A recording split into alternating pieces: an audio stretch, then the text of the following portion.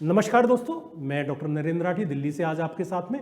और आज हम लोग चर्चा करेंगे कुछ ज्योतिषीय जो हमारे सूत्र होते हैं, योग होते हैं, उनके बारे में हम लोग आज आपको बताएंगे कि किस तरह से देखा जाता है और कैसे बताया जाता है और उसमें आप क्या देख सकते हैं।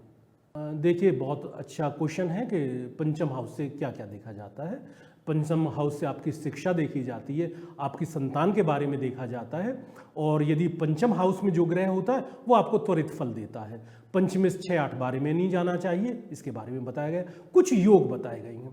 यदि आप पराशर होरा शास्त्र का यदि सेकंड मतलब द्वितीय खंड, प्रथम खंड में आता है, जो आता है उसमें आता है कि भाई गणित क्या है, उसका मैथमेटिक्स क्या है, तो प्रथम हाउस में प्रथम जो खंड है वो ये आता है। और पराशर जो होरा शास्त्र है, यदि आप सेकंड खंड उठाएंगे उसमें संतान के बारे में, पंचम हाउस के बारे में, भगवान शिव और पार्वती का जो संवाद के रूप में वो दिया हुआ है, उसमें काफ़ी योग हैं। और योगों के साथ साथ में उसमें ये भी दिया हुआ है कि दत्तक संतान होगी या आपकी अपनी स्वयं की संतान होगी या आपको संतान बार बार मतलब मृत संतान जिसे कहते हैं ऐसा होगा, तो उसके बारे में दिया हुआ है। तो उसमें जो देखा जाता है वो योग है। योग का मतलब हुआ कि पंचमेश कहाँ गया, पंचम में किस ग्रह की युति है, पंचमेश पे किसकी दृष्टि है, बृहस्पति का जो डिग्री वाइज है वो कैसा है, अस्त तो नहीं है, तो इन सब, या नीच भाव में तो नहीं गया है, इन सब बातों के बारे में जो देखा जाता है वो पंचम हाउस से देखा जाता है। और कुंडली में बहुत स्पष्ट रूप से, यदि कोई आपको अच्छा ज्योतिषी मिल जाए जिसके पास टाइम हो, समय हो, और जो थोड़ा सा प्रभु की थोड़ी सी कृपा हो, और वो समय दे के आपकी यदि ज्योतिषी मतलब कुंडली देख ले, पति और पत्नी दोनों की, ये जरूर आप समझे, एक ही कुंडली से कुछ नहीं होता है, दोनों के फल मिलते हैं, पति के भी और पत्नी के भी। और कुंडली बिल्कुल सटीक होनी चाहिए। सटीक का मतलब ये है कि जो आपका टाइम हो बिल्कुल ठीक हो। यदि उस हिसाब से कुंडली बनाई हुई है, आजकल तो खैर कंप्यूटर से बन जाती है और कंप्यूटर से बनी हुई कुंडली ही मान्य है, क्योंकि मैथमेटिक्स बहुत लंबा होता है। तो उस कुंडली को आप देखें, उसमें आपको जो हमारे भगवान शिव हैं और पार्वती जी हैं, उनका दोनों का संवाद आपको मिलेगा। और उन्होंने जो वर्णन किया है वो श्राप का वर्णन उसमें मिलता है, या दुर्योग के नाम से मिलता है कि भाई इस योग में आदमी पैदा हुआ है, तो उस योग को यदि आप पढ़ोगे तो आपको संतान कब प्राप्ति होगी, कितने संतान आपको प्राप्त होगी, उसमें पूर्ण रूप से वर्णन है।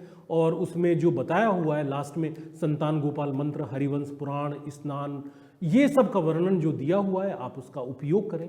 आप अच्छे जो आपको सही बात, जो अच्छी तरीके से बैठ के, मतलब कम से कम बैठने का मतलब ये हुआ कि आधा दिन उस ज्योतिषी का आपके लिए जाएगा, तो उसको वो पारिश्रमिक दे के और आप अच्छी तरह से उनको दिखाएं। जल्दबाजी में नहीं है कि बैठे 5 मिनट में, क्योंकि योग करीबन 300-350 योग हैं जो आपकी कुंडली में मिलाए जाएंगे। यदि उन कुंडली के योगों को आप मिला लेते हैं तो आपको निश्चित रूप से बिल्कुल सटीकता से आपको बताया जा सकता है कि आपको कब क्या संतान प्राप्त हो। देखिए, जो सैरोगेसी का क्वेश्चन है, पहले सैरोगेसी को मैं समझा देता हूँ।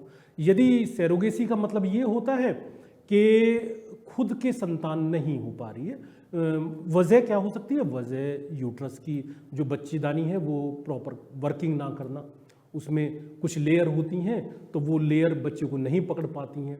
आपकी उम्र यदि 30-35 साल से ऊपर होने लगी है तो आपको बिल्कुल सैरोगेसी की तरफ बढ़ना चाहिए। आपने 3-4 बार IVF करा लिया है तब भी आपको संतान नहीं हो रही, या डॉक्टर ने आपको बता दिया कि आपकी यूट्रस सपोर्ट नहीं करेगी, तो आपके लिए गोद लेने से तो आज की डेट में बहुत बेहतर है कि आप सैरोगेसी को अपनाएं। सैरोगेसी के बारे में यदि हम लोग थोड़ा बहुत मतलब जोड़ पाएँ, या हो सकता है हमारी सोच हो, उसमें दत्तक पुत्र का वर्णन आता है आपके क्या नाम है, पराशर होरा शास्त्र में। तो पराशर होरा शास्त्र में को पढ़ने के बाद में ये महसूस होता है कि उन्होंने पहले ही आपके भाग्य में लिखा हुआ है कि आपको जो संतान है वो सैरोगेसी से ही होगी। यदि आपके 4 या 5-6 IVF फेल हो रहे हैं तो आपको बिल्कुल सैरोगेसी पे जाना चाहिए।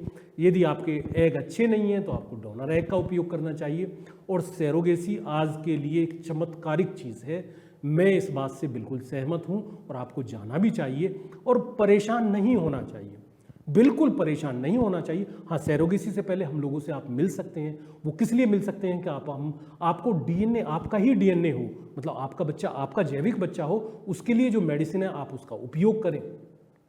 और उसका उपयोग ज़्यादा दिन नहीं करें, मुश्किल से 15 दिन से लेकर 1 महीने तक का हम उपयोग बताते हैं। और इसके बाद में आप सैरोगेसी जस्ट लाइक एक IVF ही है, सैरोगेसी कोई ऐसी बहुत बड़ी प्रक्रिया नहीं है, बस वो जो भ्रूण हमने बनाया है वो दूसरी जगह ट्रांसफ़र कर दिया है, दूसरे यूट्रस में, तो उसको हम सैरोगेसी बोल देते हैं। तो सैरोगेसी बहुत ही, जो आदमी बहुत मन से परेशान है कि भी हम बच्चा नहीं हो सकता है, तो वो आज की धारणा खत्म, मतलब आपको हम एक संतान करके दे सकते हैं, ये पक्का आज के वैज्ञानिक युग में या हमारे पहले जो युग था उसमें भी मतलब बहुत अच्छी चीज़ें आपको दी गई हैं। तो जहाँ से जो अच्छी चीज़ प्राप्त हो वहाँ से आप ग्रहण करें और आगे बढ़ें, आपको निश्चित रूप से संतान की प्राप्ति होगी। यदि इस तरह के कोई आप भी क्वेश्चन मन में है या आप सवालों का जवाब चाहते हैं तो हमारे कमेंट बॉक्स में जाएं और अपने क्वेश्चन लिखें कि क्या हमें कब सैरोगेसी करानी है, कब नहीं करानी है, यूट्रस की स्थिति क्या है।